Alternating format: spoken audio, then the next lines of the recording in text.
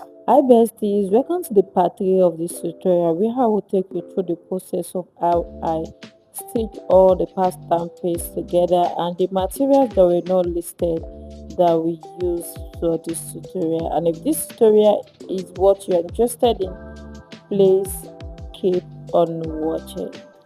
And feel free to like, share, leave a comment, subscribe so that once I upload a new video, you'll be among the first person to get the notification. The first thing you want to do is to rule out your zipper allowance and mark where you want the zip to be. Then the next thing you're going to do, you're going to take this to the sewing machine. You're going to stitch the part where you want the zipper to be with a loose stitch, and then when you get to the part where you want the zip to stop, you're going to back stitch and then you sew the normal stitch up to the hem of the skirt. The next thing you're going to do from here is to take this to your ironing table and give it a nice spread. Make sure you apply steam or water while you're doing. There's no light, so I used the traditional method of ironing, and this was a lifesaver for me. I don't regret investing in this ironing tool. Next, you want to get any interfacing of your choice, and iron it at the hem of your skirt to give it like a weight, okay? To give it a weight so that when you fold that part, it's going to be sharp and neat along the hem of your skirt. Now, what I did here was just cut out 3 inches, then I ironed it at the hem of the skirt for both the front and the back skirt pattern. Okay, I use an stay. If you have a nylon stay or any kind of stay that you feel you're comfortable to use, you can use it. I always do this at the hem of my skirt. Okay, just iron a 3-inch interfacing to the hem of your skirt. Take your time, make sure that the iron is hot while you do this, okay? And that's what you see me doing in the video.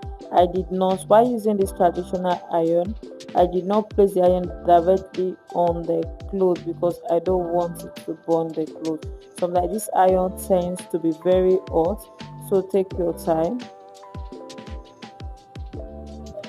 So once you're done, you're going to trim the raw edges like so, and this is what you're going to have at the end of the day. You're going to take it to your sewing machine and stitch the side seam.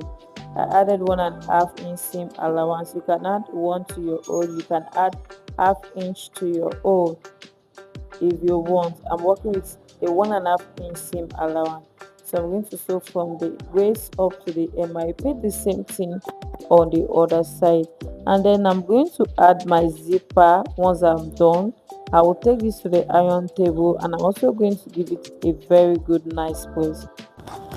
The next thing we are going to do is to install our zipper, and that's what you see me doing in the video.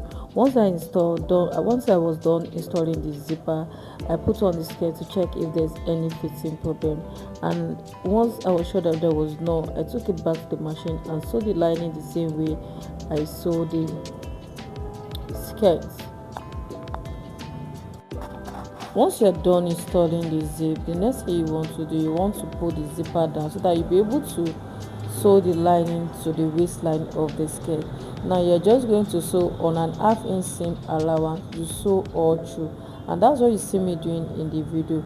And once I was done sewing the lining to the waist part of the skirt, you go ahead to top stitch as well. You repeat the same thing at the hem as well, but when you are sewing it at the hem, please make sure that you leave a space where you can pull all the skirt inside out. So what you see me doing now is I'm top stitching on a 1/8 inch seam allowance. That's 1/4 inch. Divide it into 2, that's 1/8 inch seam allowance.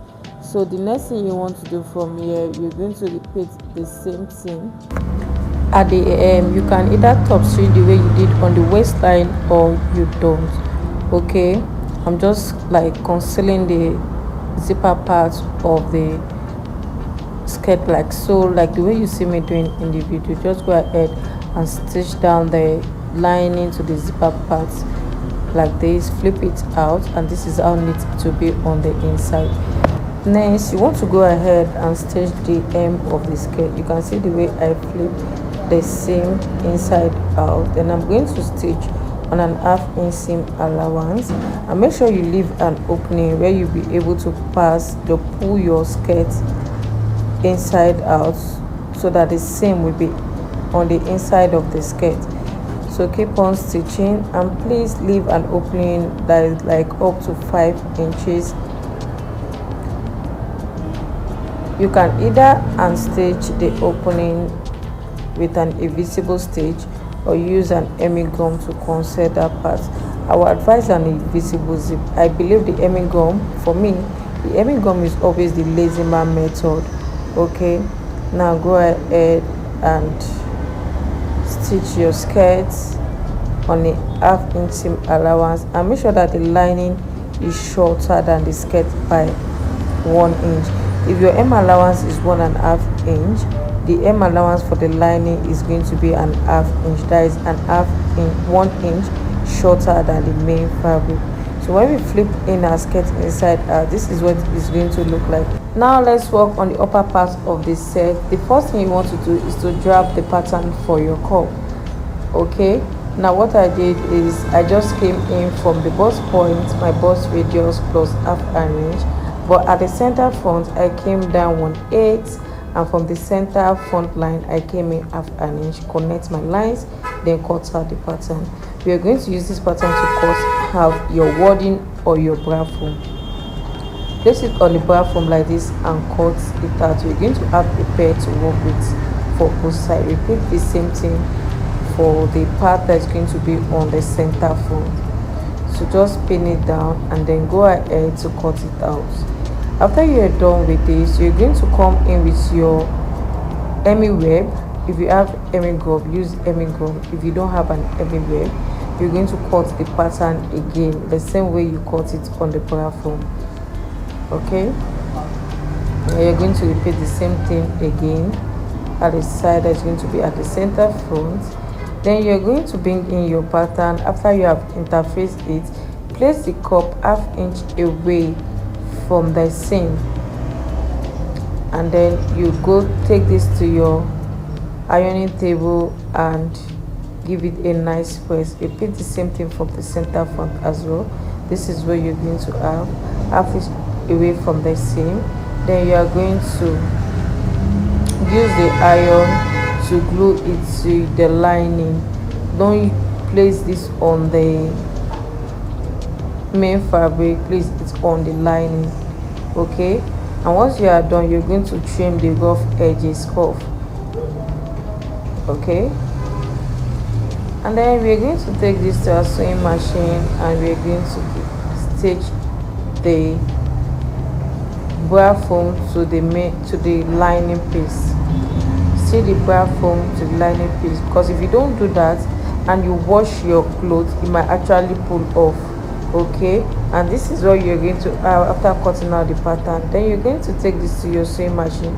You stitch the pattern together, lining to lining, fabric to fabric. As you're stitching, make sure you give your fabric a nice space. If you can see in the video, all my lining piece and the cloth piece are all stitched and ironed. So I'm just sewing the neckline of the cloth. Once I was done, I top stitch, I notch, yes, to relax all the seam. After notching, I take it back to the sewing machine, then pull the seam towards the lining part and top stitch on an half inch seam on a 1/8, not half, 1/8 seam allowance. That is quarter of an inch divided by 2. That's what we give you, the 1/8 of an inch. And once you're done, I went ahead to repeat the same thing at the hem as well.